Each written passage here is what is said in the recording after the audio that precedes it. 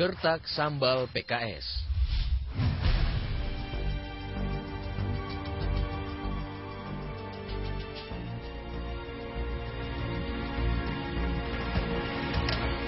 Sejumlah elit Partai Keadilan Sejahtera (PKS) berharap partainya keluar dari koalisi. Yang paling lantang menyuarakan itu ialah Fachri Hamzah. Meski Fachri menyatakan itu pendapat pribadi, publik menganggapnya sebagai harapan partai. Apalagi sejumlah elit PKS mengamini pernyataan Fachri. Sesungguhnya tidak terlalu penting apakah itu harapan pribadi atau partai. Yang lebih penting ialah apa latar belakang harapan PKS keluar dari koalisi. Harapan keluar dari koalisi dinyatakan ketika mantan Presiden PKS, Lutfi Hasan Ishak, tengah dilanda prahara hukum. Publik pun menghubung-hubungkan harapan PKS keluar dari koalisi itu dengan kasus korupsi yang membelit Lutfi. Apalagi ketika menyatakan harapan itu, Fachri mempersoalkan kepemimpinan Presiden Susilo Bambang Yudhoyono dalam menangani persoalan hukum. Elit PKS lainnya, Nasir Jamil, mengatakan koalisi tidak lagi berfungsi menjalankan tuntutan reformasi. Elit PKS mungkin perlu memutar ingatan untuk mengingat kembali hal yang melatar belakangi pembentukan koalisi.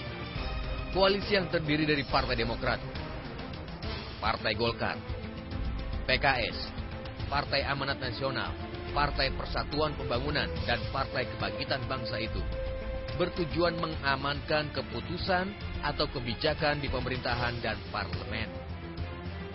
Itu artinya, koalisi dibangun untuk mengamankan kebijakan bersama, bukan untuk mengamankan kepentingan partai per partai. Karena itu, tidak ada kewajiban koalisi mengintervensi atau menunjukkan solidaritas terhadap proses hukum yang sedang menjerat salah satu partai yang menjadi anggotanya, misalnya. Tentu saja, dukungan partai terhadap koalisi tidak gratis. Partai-partai yang tergabung dalam koalisi mendapat jatah menteri di kabinet. Konsekuensinya, partai harus menarik orang-orangnya dari kabinet bila partai tersebut meninggalkan koalisi. Pertanyaannya, bersediakah PKS menarik Menteri Komunikasi dan Informatika Tifatul Sembiring, Menteri Sosial Salim Segaf Al-Jufri, dan Menteri Pertanian Suswono jika partai ini memutuskan keluar dari koalisi? Rasanya tidak. Bukankah salah satu yang melatar belakangi PKS dan partai-partai di luar Partai Demokrat untuk berkoalisi ialah mendapat kekuasaan di kabinet? PKS sepertinya belum siap terlucuti kekuasaannya di kabinet, kendati usia kabinet tinggal 1,5 tahun lagi.